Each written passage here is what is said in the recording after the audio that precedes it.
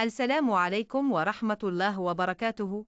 اليوم جئت أشارك معكم تجربتي مع أهم مكمل غذائي تحتاجه أجسامنا، وهو فيتامين سي والزنك. يعتبر هذا المكمل أروع مكمل يساعد على تقوية المناعة وتقليل الإجهاد والتعب.